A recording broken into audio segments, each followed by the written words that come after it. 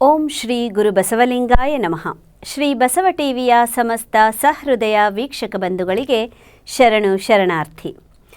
ವರಗುರು ಶರಣರ ಚಟುವಟಿಕೆಗಳ ಲವಲವಿಕೆಯ ನವಚೇತನವ ನೀಯುವ ವಾಚಸ್ಪತಿಗಳ ವಾಗ್ಜಾಲ ಮಣಿಮಾಲೆ ಕಾರ್ಯಕ್ರಮವಾದ ವಚನವಾಣಿ ಕಾರ್ಯಕ್ರಮಕ್ಕೆ ತಮ್ಮೆಲ್ಲರಿಗೂ ಆತ್ಮೀಯವಾದಂಥ ಸ್ವಾಗತ ಸುಸ್ವಾಗತ. ಪ್ರಿಯ ವೀಕ್ಷಕರೇ, ವಚನವಾಣಿ ಕಾರ್ಯಕ್ರಮದ ಮುಖೇನ ಸಾಕಷ್ಟು ವಚನಗಳನ್ನು ಅರಿತು ತಿಳಿದುಕೊಳ್ಳೋದರ ಮುಖೇನ ವಚನಗಳ ಸಾರಾಂಶವನ್ನು ನಮ್ಮ ಸಂಸಾರದಲ್ಲಿ ಅಳವಡಿಸಿಕೊಳ್ತಾ ಸುಸ್ಥಿರತೆಯತ್ತ ನಾವೆಲ್ಲ ಸಾಗ್ತಾ ಇದ್ದೀವಿ. ಸುಸ್ಥಿರ ಸಮಾಜದ ನಿರ್ಮಾಣಕ್ಕಾಗಿ ನಾವೆಲ್ಲರೂ ಶ್ರಮಿಸ್ತಾ ಇದ್ದೀವಿ ಅಂತ ಪರಿಭಾವಿಸ್ತಾ ಇಂದಿನ ಈ ಸಂಚಿಕೆಯನ್ನು ಆರಂಭಿಸೋಣ. ಸಂಚಿಕೆಯ ಮೊದಲ ವಚನ ಯಾವುದು ಅಂತ ನೋಡೋಣ. ಉಂಬಲ್ಲಿ ಉಡುವಲ್ಲಿ ಕುಲವಳಿಯಿತ್ತೆಂಬರು, ಕೊಂಬಲ್ಲಿ ಕೊಡುವಲ್ಲಿ ಕುಲವನರಸುವರು. ಏನೆಂಬೆನಯ್ಯ ಒಚ್ಚಿ ಒಚ್ಚಿ ಭವಿಗಳು, ಒಚ್ಚಿ ಒಚ್ಚಿ ಭಕ್ತರು. ಇದು ಕಾರಣ ಕೂಡಲ ಚನ್ನ ಸಂಗಯ್ಯನಲ್ಲಿ ಭಕ್ತಕಾಯ ಮಮಕಾಯವೆಂತೆಂಬರು. ಚನ್ನ ಬಸವಣ್ಣನವರ ಈ ವಚನದ ಅರ್ಥ: ಶುದ್ಧ ಸದಾಚಾರಿಗಳಾದ ಶಿವಭಕ್ತರಲ್ಲಿ ಜಾತಿ ಭೇದವೆಣಿಸದೆ ಉಂಬಲ್ಲಿ ಉಡುವಲ್ಲಿ ಮಾತ್ರ ಕುಲಸೂತಕವಳಿದಿದೆ ಎನ್ನುವರು. ಆದರೆ ಹೆಣ್ಣು ಗಂಡು ಪರಸ್ಪರ ಕೊಡುವ ಕೊಂಬ ರಕ್ತ ಸಂಬಂಧ ಬೆಳೆಸುವಲ್ಲಿ ಮತ್ತೆ ಅವರ ಪೂರ್ವ ಕುಲವನ್ನೆಣಿಸಿ ಸಂದೇಹ ಪಡುವರು. ಇಂತಹ ಸಂದೇಹಿಗಳಿಗೆ ಏನೆನ್ನಲಿ ದೇವಾ? ಇಂಥವರು ಬಾಳಿನ ವ್ಯವಹಾರದತ್ತ ಭವಿಗಳು, ಧಾರ್ಮಿಕ ವ್ಯವಹಾರ ಒಂದು ಕಡೆ ಭಕ್ತರು. ಇಂಥವರಿಗೆ ಲಿಂಗ ಅಂಗ ಸಂಬಂಧವಾದ ಭಕ್ತ ಕಾಯವೇ ಶಿವನ ಕಾಯವೆಂದು ಹೇಗೆನ್ನುವರು? ಎನ್ನಲಾಗದು ಎಂಬುದೇ ಈ ವಚನದ ತತ್ವಾನುಭವ. ಮುಂದಿನ ವಚನ ಯಾವುದು ಅಂತ ನೋಡೋಣ. ಜಾತಿ ಸೂತಕ ಬಿಡದು, ಜನನ ಸೂತಕ ಬಿಡದು, ಪ್ರೇತ ಸೂತಕ ಬಿಡದು, ರಜಸ್ಸೂತಕ ಬಿಡದು, ಉಚ್ಚಿಷ್ಟ ಸೂತಕ ಬಿಡದು, ಕುಲಸೂತಕ ಬಿಡದು. ಇವರೆಂತು ಭಕ್ತರೆಂಬೆ, ಇವರೆಂತು ಯುಕ್ತರೆಂಬೆ. ಶ್ರೀ ಗುರುಸ್ವಾಮಿ ಶಿಷ್ಯನ ಪೂರ್ವಾಶ್ರಯವ ಕಳೆದು ಹಸ್ತ ಮಸ್ತಕ ಸಂಯೋಗವ ಮಾಡಿ ಉಪದೇಶವನಿತ್ತ ಬಳಿಕ ಕಾಡ್ಗಿಚ್ಚಿನ ಕೈಯಲ್ಲಿ ಕರಡವ ಕೊಯ್ಸಿದಂತಿರಬೇಕು ಭಕ್ತನು. ಹಿಂದೆ ಮೆದಿಯಿಲ್ಲ, ಮುಂದೆ ಹುಲ್ಲಿಲ್ಲ. ಇದು ಕಾರಣ ಕೂಡಲ ಚನ್ನ ಸಂಗಮ ದೇವಯ್ಯ ಸದ್ಭಕ್ತಂಗೆ ಸೂತಕವ ಮಾಡಲೂ ಇಲ್ಲ. ಚನ್ನ ಬಸವಣ್ಣನವರು ಬರೆದಿರುವಂತಹ ಈ ವಚನದ ಅರ್ಥವನ್ನು ನೋಡೋಣ. ಗುರುಕರಜಾತನಾಗಿ ಅಂಗದಲ್ಲಿ ಲಿಂಗ ಸಂಬಂಧವಾದರೂ ಇನ್ನೂ ಜಾತಿ ಆಧಾರಿತ ಮೈಲಿಗೆ ಬಿಡದು, ಹೆರಿಗೆಯಾಧಾರಿತ ಮೈಲಿಗೆ ಬಿಡದು, ಸತ್ತ ಹೆಣದ ಆಧಾರಿತ ಮೈಲಿಗೆ ಬಿಡದು. ಸ್ತ್ರೀಯು ಮಾಸಿಕ ಧರ್ಮದಂತೆ ಮುಟ್ಟಾಗುವ ರಜಸ್ಸೂತಕದ ಮೈಲಿಗೆಯೂ ಬಿಡದು, ಎಂಜಲೆಂಬಾಧಾರಿತ ಮೈಲಿಗೆ ಬಿಡದು. ಹೀಗೆ ಮುಟ್ಟು ಮೈಲಿಗೆಯ ಸೂತಕವ ಪಾಲಿಸುವ ಪಾಮರರಿಗೆ ಹೇಗೆ ಭಕ್ತರೆನ್ನಲಿ? ಹೇಗೆ ಲಿಂಗವನು ತನು ಮನ ಭಾವದಲ್ಲಿ ಹೊಂದಿ ಕೂಡಿದವನೆನ್ನಲಿ? ಶ್ರೀಗುರುವು ಶರಣಾಗತ ಶಿಷ್ಯನ ಶಿರದ ಮೇಲೆ ಕರವನಿರಿಸಿ ಹಸ್ತ ಮಸ್ತಕ ಸಂಬಂಧವ ಮಾಡಿ ಲಿಂಗಾಂಗಯೋಗದ ಉಪದೇಶವನಿತ್ತು ಪೂರ್ವಾಶ್ರಯವ ಕಳೆದು ಪುನರ್ಜಾತನ ಮಾಡಿದ ಬಳಿಕ ಅಡವಿಯ ಅಗ್ನಿಯ ಕೈಯಲ್ಲಿ ಒಣಗಿದ ಹುಲ್ಲು ಕೊಯ್ಸಿದಂತಿರಬೇಕು ಆ ಶಿವಭಕ್ತನು. ಅದು ಹೇಗೆಂದರೆ, ಹಿಂದೆ ನೋಡಿದರೆ ಹುಲ್ಲಿನ ಮೆದೆಗಳಿಲ್ಲ, ಮುಂದೆ ನೋಡಿದರೆ ಹುಲ್ಲಿಲ್ಲ. ಆದ ಕಾರಣ ಶಿವಭಕ್ತರಿಗೆ ಪಂಚಸೂತಕಗಳಿಲ್ಲ ಎಂಬುದೇ ಈ ವಚನದ ತತ್ವಾನುಭವ. ಮುಂದಿನ ವಚನ. ಎನ್ನ ಕುಲಸೂತಕವ ಕಳೆದಾತ ಬಸವಣ್ಣ, ಎನ್ನ ಛಲಸೂತಕವ ಕಳೆದಾತ ಬಸವಣ್ಣ, ಎನ್ನ ತನುಸೂತಕವ ಕಳೆದಾತ ಬಸವಣ್ಣ, ಎನ್ನ ಮನಸೂತಕವ ಕಳೆದಾತ ಬಸವಣ್ಣ, ಎನ್ನ ನೆನಹು ಸೂತಕವ ಕಳೆದಾತ ಬಸವಣ್ಣ, ಎನ್ನ ಭಾವಸೂತಕವ ಕಳೆದಾತ ಬಸವಣ್ಣ, ಎನ್ನ ಅರುಹು ಮರಹಿನ ಸಂದು ಸಂಶಯವ ಬಿಡಿಸಿದಾತ ಬಸವಣ್ಣ, ಎನ್ನ ತನ್ನೊಳಗೆ ಇಂಬಿಟ್ಟುಕೊಂಡಾತ ಬಸವಣ್ಣ, ತನ್ನ ಎನ್ನೊಳಗೆ ಇಂಬಿಟ್ಟುಕೊಂಡಾತ ಬಸವಣ್ಣ, ನಿಜದ ನಿರ್ವಯಲ ಬಾಗಿಲ ನಿಜವ ತೋರಿದಾತ ಬಸವಣ್ಣ.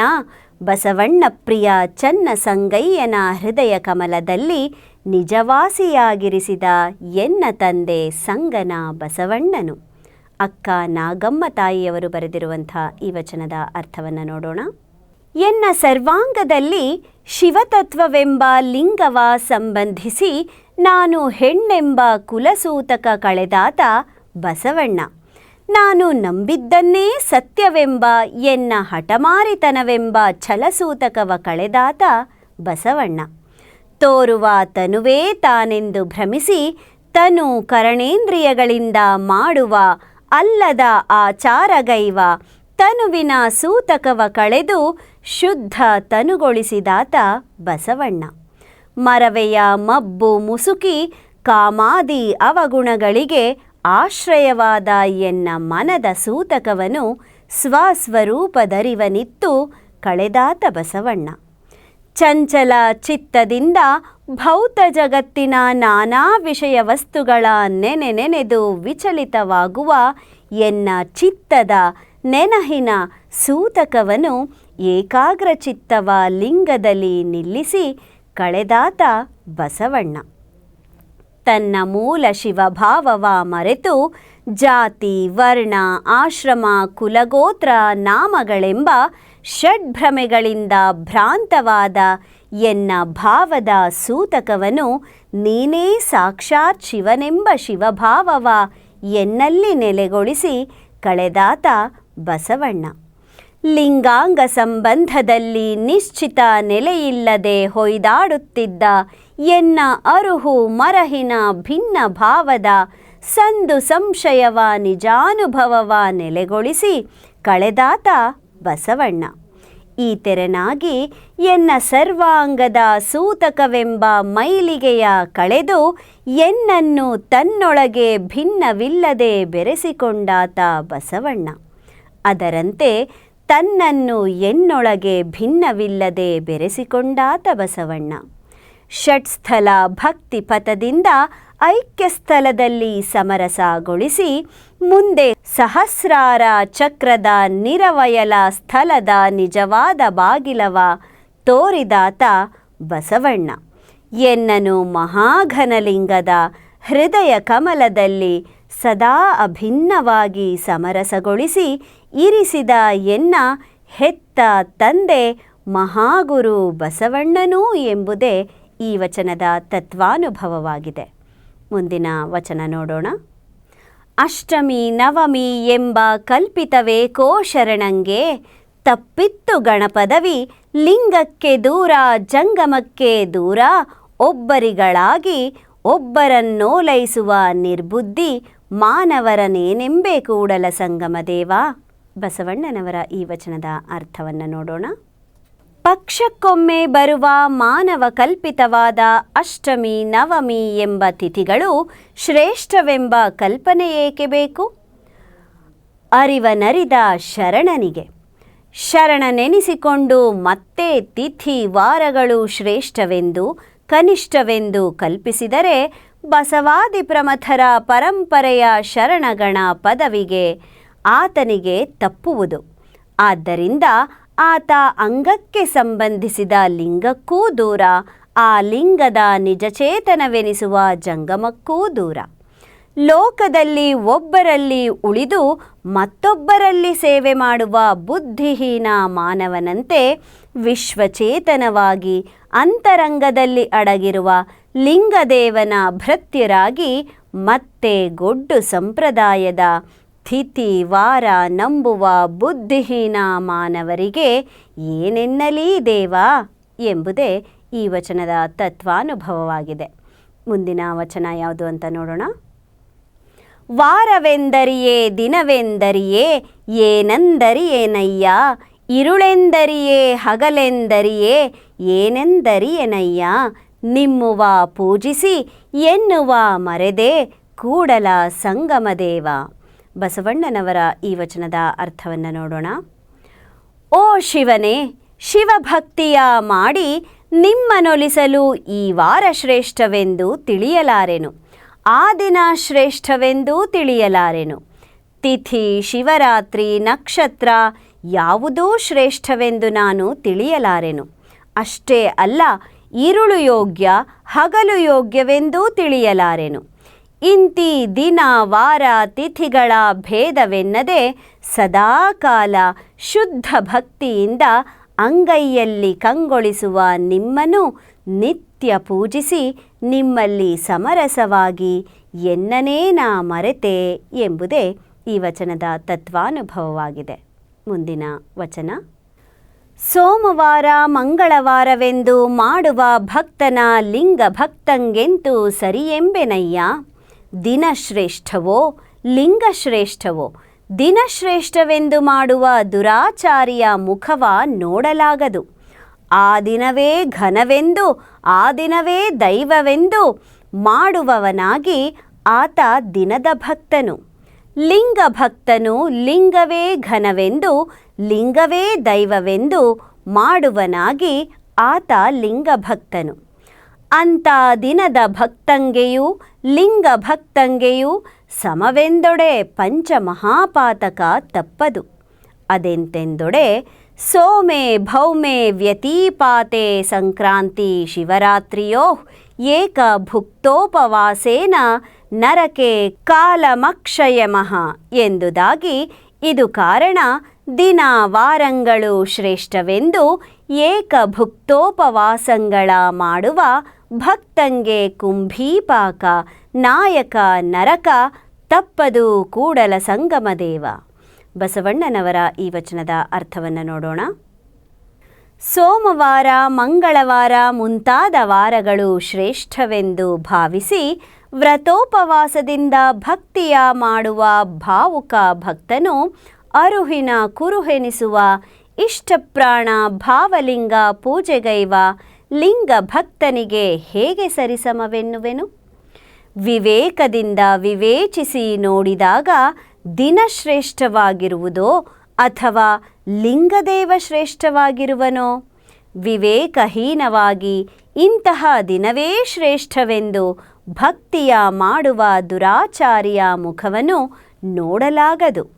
ಏಕೆಂದರೆ ಆ ಅಂಧ ಶ್ರದ್ಧೆಯ ಭಾವುಕನು ಸೋಮವಾರ ಮಂಗಳವಾರ ಮುಂತಾದ ದಿನವೇ ಶ್ರೇಷ್ಠವೆಂದು, ಅಷ್ಟೇ ಅಲ್ಲ ಆ ದಿನವೇ ದೇವರೆಂದು ಭಾವಿಸಿ ಭಕ್ತಿಯ ಮಾಡುವುದರಿಂದ ಆತ ದಿನದ ಭಕ್ತನು. ಗುರುಕರ ಜಾತನಾಗಿ ಅಂಗದ ಮೇಲೆ ಲಿಂಗ ಸಂಬಂಧವಾದ ಲಿಂಗ ಭಕ್ತನು ಸಕಲ ದೈವಗಳಿಗಿಂತಲೂ ವಿಶ್ವವನೊಳಗೊಂಡ ಮಹಾಘನ ಲಿಂಗವೇ ಶ್ರೇಷ್ಠವೆಂದು ಮತ್ತು ಆ ಲಿಂಗವೇ ತನ್ನ ತನು ಮನ ಭಾವವನೊಳಗೊಂಡ ದೇವರೆಂದು ಭಕ್ತಿಯ ಮಾಡುವುದರಿಂದ ಆತ ಲಿಂಗ ಭಕ್ತನೆನಿಸುವನು. ಅಂತಹ ದಿನದ ಭಕ್ತನಿಗೂ ಮತ್ತು ಲಿಂಗ ಭಕ್ತನಿಗೂ ಸರಿಸಮವೆಂದು ತಿಳಿದವರಿಗೆ ಪಂಚಮಹಾಪಾಪ ತಪ್ಪದು. ಈ ಕಾರಣದಿಂದ ದಿನ ವಾರಗಳೇ ಶ್ರೇಷ್ಠವೆಂದು ನಂಬಿ ವ್ರತ ಉಪವಾಸ ಮಾಡುವ ಭಾವುಕ ಭಕ್ತನಿಗೆ ಹಿರಿಯ ನರಕ ತಪ್ಪದು ಎಂಬುದೇ ಈ ವಚನದ ತತ್ವಾನುಭವ. ಮುಂದಿನ ವಚನ. ಸೋಮವಾರ ಮಂಗಳವಾರ ಶಿವರಾತ್ರಿ ಎಂದು ನೋಡಿ ಮಾಡುವ ಭಕ್ತರ ಲಿಂಗ ಭಕ್ತಂಗೆ ಎಂತು ಸರಿಯೆಂಬೆನಯ್ಯ. ದಿನಶ್ರೇಷ್ಠವೋ ಲಿಂಗಶ್ರೇಷ್ಠವೋ? ಲಿಂಗಶ್ರೇಷ್ಠವೆಂಬುದ ಮರೆದು ದಿನಶ್ರೇಷ್ಠವೆಂದು ಮಾಡುವ ಪಂಚಮಹಾಪಾತಕರ ಮುಖವ ನೋಡಲಾಗದು. ಸೋಮೆ ಭೌಮೆ ವ್ಯತಿಪಾತೆ ಸಂಕ್ರಾಂತಿ ಶಿವರಾತ್ರಿಯೋ ಏಕ ಭುಕ್ತೋಪವಾಸೇನ ನರಕೆ ಕಾಲಮಕ್ಷಯಮ. ಇದು ಕಾರಣ ಕೂಡಲ ಚನ್ನ ಸಂಗಯ್ಯ ಇಂತಹವರ ಮುಖ ನೋಡಲಾಗದು. ಚನ್ನ ಬಸವಣ್ಣನವರ ಈ ವಚನದ ಅರ್ಥವನ್ನು ನೋಡೋಣ.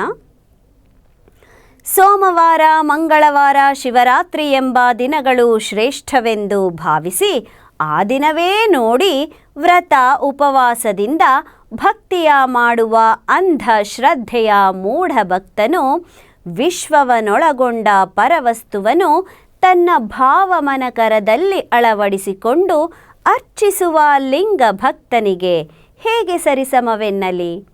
ಸುಜ್ಞಾನದಿಂದರಿದು ನೋಡಲು ದಿನಶ್ರೇಷ್ಠವೋ ಲಿಂಗಶ್ರೇಷ್ಠವೋ, ಲಿಂಗವೇ ಶ್ರೇಷ್ಠವೆಂಬುದು ಮರೆದು ದಿನವಾರ ಶ್ರೇಷ್ಠವೆಂದು ಭಕ್ತಿಯ ಮಾಡುವ ಪಂಚಮಹಾಪಾತಕಿಗಳ ಮುಖವ ನೋಡಲಾಗದು. ಸೋಮವಾರ, ಸಂಕ್ರಾಂತಿ, ಶಿವರಾತ್ರಿ ಎಂದು ಒಪ್ಪತ್ತು ಉಪವಾಸ ಮಾಡುವವರಿಗೆ ಅನಂತ ನರಕ ತಪ್ಪದು ಎಂಬುದೇ ಈ ವಚನದ ತತ್ವಾನುಭವ. ಮುಂದಿನ ವಚನ: ಸೋಮವಾರ ಉಪವಾಸವಿದ್ದು ಶಿವಂಗೆ ಅರ್ಪಿತವೆಂಬರು. ಕಾಮ, ಕ್ರೋಧ, ಲೋಭ, ಮೋಹ, ಮದ, ಮತ್ಸರ ಉಳಿದು ಗ್ರಾಮದ ಅನ್ಯ ಹೊಲ್ಲ ದೈವವನಾರಾಧಿಸಿ ಅವಕಿಕ್ಕಿ ಮಿಕ್ಕ ಕೂಳ ಸೋಮಧರಂಗೆ ಅರ್ಪಿತವೆಂಬರು. ಅದೆಂತೆಂದಡೆ ಗ್ರಾಮದ ಶುನಕ ಗಂಗೆಯ ನೀಸಾಡ ಹೋಗಿ ಶುದ್ಧವಾಗಬಲ್ಲುದೇ. ಆ ಶುನಕದ ಮುಖವ ನೋಡಲಾಗದೆಂದಾತ ನಮ್ಮ ಕಲಿದೇವರ ದೇವಯ್ಯನು. ಮಡಿವಾಳ ಮಾಚಯ್ಯನವರ ಈ ವಚನದ ಅರ್ಥ: ಸೋಮವಾರ ಉಪವಾಸವಿದ್ದು ಈ ಭಕ್ತಿ ಶಿವನಿಗೆ ಅರ್ಪಿತವೆನ್ನುವರು. ತಮ್ಮ ಮನದ ಕಾಮ, ಕ್ರೋಧ, ಲೋಭ, ಮೋಹ, ಮದ, ಮತ್ಸರವೆಂಬ ಅವಗುಣ ಅಳಿಯದು. ಇಂಥವರು ಊರ ಮಧ್ಯದ ತನ್ನಿಂದನ್ನವಾದ ಭಿನ್ನ ಕಿರುಕುಳ ದೇವತೆಗಳ ಪೂಜಿಸಿ ಅವಕ್ಕೆ ನೈವೇದ್ಯವನಿಕ್ಕಿ ಉಳಿದ ಅನ್ನ ಚಂದ್ರಶೇಖರ ಶಿವನಿಗೆ ಅರ್ಪಿತ ಎನ್ನುವರು. ಅದು ಹೇಗಾಯಿತೆಂದರೆ, ಊರ ಶ್ವಾನ ಗಂಗೆಯಲ್ಲಿ ಈಜಾಡಿ ಮರಳಿ ಹೋದರೆ ಅದು ಶುದ್ಧವಾಗುವುದೇ?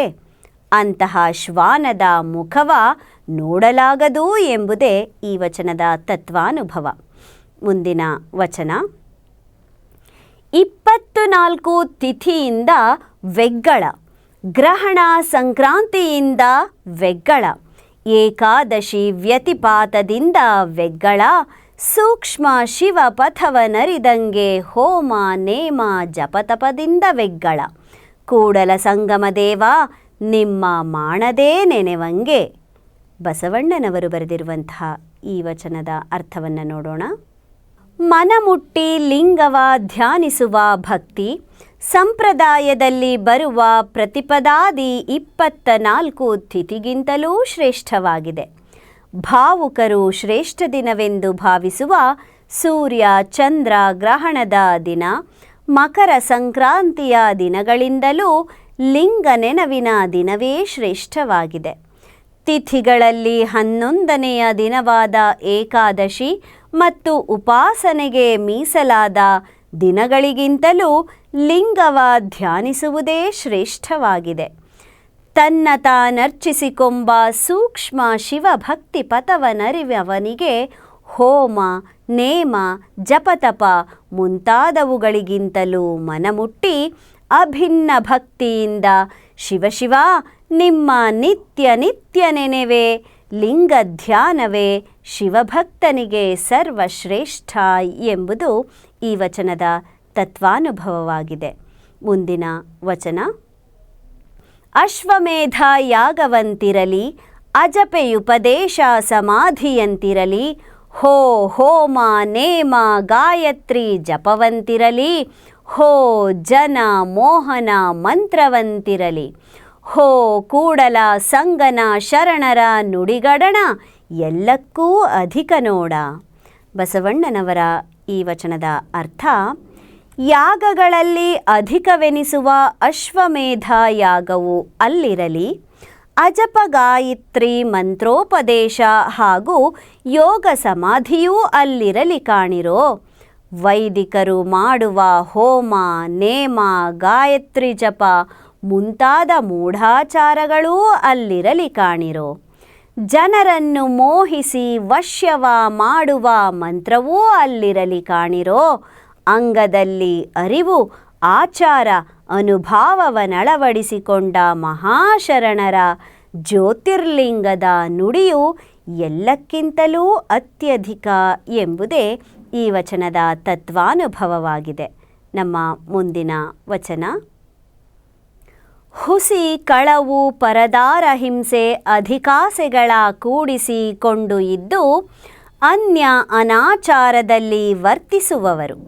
ತಮ್ಮ ಅಂಗದ ಮೇಲೆ ಕಟ್ಟಿಕೊಂಡಿದ್ದ ಲಿಂಗವು ಅದು ಲಿಂಗವಲ್ಲ.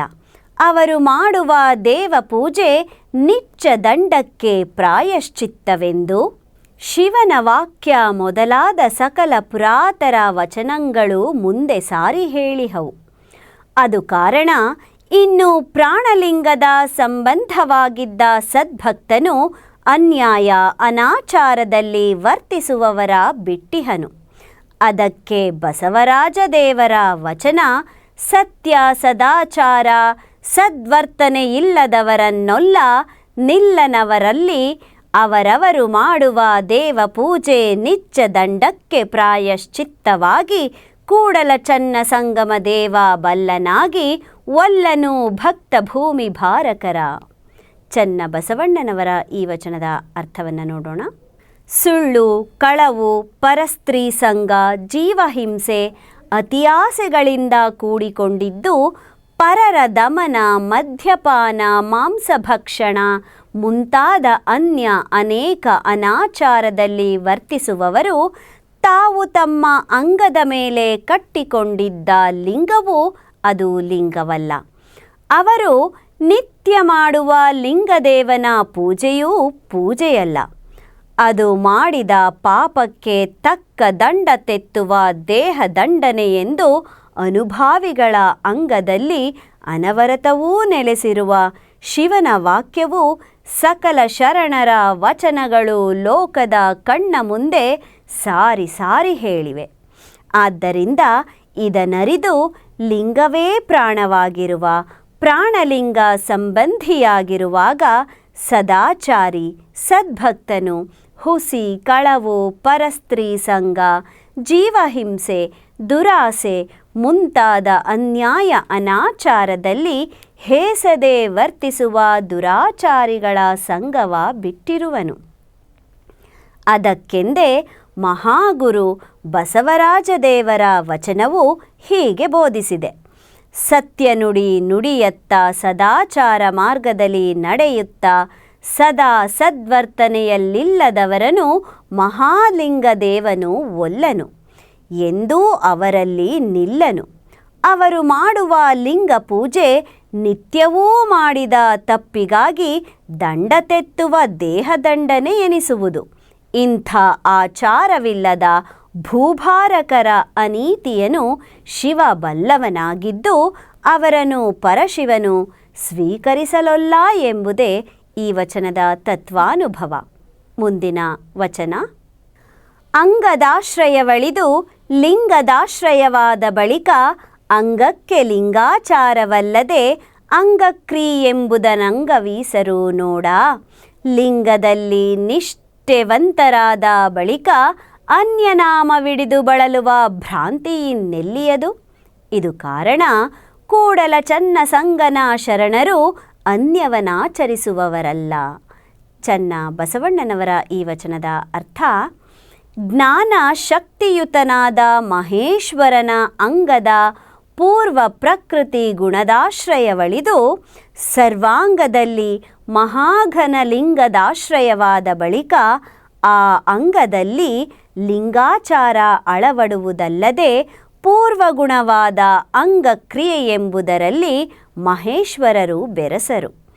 ಇಷ್ಟಲಿಂಗದಲ್ಲಿ ನಿಷ್ಠಾವಂತರಾಗಿದ್ದ ಬಳಿಕ ಮಹೇಶ್ವರನಿಗೆ ಮತ್ತೆ ಅನ್ಯ ಭಿನ್ನ ದೈವಗಳ ನಾಮ ಜಪದ ನೇಮ ಹಿಡಿದು ಬಳಲುವ ಭ್ರಾಂತಿ ಮತ್ತೆನ್ನೆಲ್ಲಿಯದು.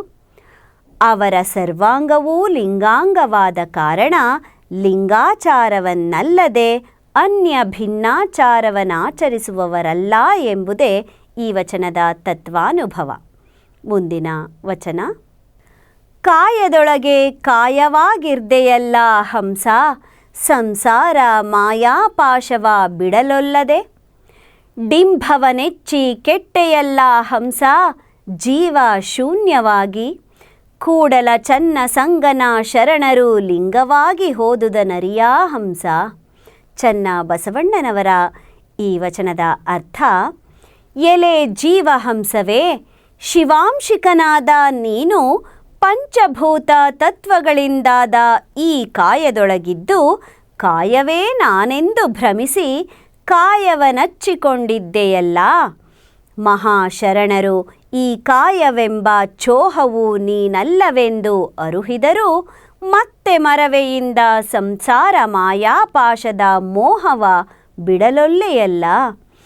ತೋರಿ ಕೆಡುವ ನಶ್ವರ ದೇಹವ ಶಾಶ್ವತವೆಂದು ಸುಖಕರವೆಂದು ನಂಬಿ ಜೀವಾತ್ಮ ಜ್ಞಾನ ಶೂನ್ಯವಾಗಿ ಕೆಟ್ಟೆಯಲ್ಲ. ಲಿಂಗದಿಂದುದಯವಾಗಿ ಕಾಯವಿಡಿದು ತನ್ನ ಮೂಲವನರಿದು ಲಿಂಗದಲ್ಲಿ ಬೆರೆದು ಲಿಂಗವೇ ತಾವಾಗಿ ಹೋದ ಮಹಾಶರಣರ ನಿಜಪಥವನರಿಯೋ ಜೀವಹಂಸವೇ ಎಂಬುದೇ ಈ ವಚನದ ತತ್ವಾನುಭವ. ಪ್ರಿಯ ವೀಕ್ಷಕರೇ, ಕೇಳಿದ್ರಲ್ಲ, ಇದುವರೆಗೂ ಅತ್ಯಮೂಲ್ಯವಾದಂತಹ ಮೌಲ್ಯಗಳನ್ನು ತಿಳಿಸುವಂತಹ ವಚನಗಳನ್ನು ತಾವೆಲ್ಲರೂ ಕೇಳಿದಿರಿ. ಆ ಎಲ್ಲ ವಚನಗಳ ಸಾರವನ್ನು ನಮ್ಮ ಜೀವನಕ್ಕೆ ಅಳವಡಿಸಿಕೊಳ್ತಾ ಸುಸ್ಥಿರ ಸಮಾಜದ ನಿರ್ಮಾಣದತ್ತ ನಾವೆಲ್ಲರೂ ಒಗ್ಗಟ್ಟಾಗಿ ಸಾಗೋಣ ಎಂದು ಹೇಳ್ತಾ ಇಂದಿನ ಈ ಸಂಚಿಕೆಯನ್ನು ಇಲ್ಲಿಗೆ ಮುಗಿಸ್ತಾ ಇದ್ದೀನಿ. ಇಂದಿನ ಸಂಚಿಕೆಯಲ್ಲಿ ತಾವು ಕೇಳರಿತಂತಹ ಎಲ್ಲ ವಚನಗಳ ಸಂಗ್ರಹ ಹಾಗೂ ಅವುಗಳನ್ನು ಅರ್ಥೈಸಿರುವವರು ವಚನ ತತ್ವಾನುಭವ ಎಂಬ ಕೃತಿಯ ಲೇಖಕರಾದ ಶ್ರೀ ಸಿದ್ದರಾಮೇಶ್ವರ ಶರಣರು ಬೆಲ್ದಾಳ. ಇವರ ಮತ್ತೊಂದಷ್ಟು ವಚನದೊಂದಿಗೆ ನಿಮ್ಮನ್ನು ಭೇಟಿಯಾಗ್ತೀನಿ. ಅಲ್ಲಿವರೆಗೂ ನಿರಂತರವಾಗಿ ನೋಡ್ತಾ ಇರಿ ಶ್ರೀ ಬಸವ ಟಿವಿ. ಇದು ಸಂಸ್ಕಾರದ ಬೆಳಕು. ಶರಣು ಶರಣಾರ್ಥಿ.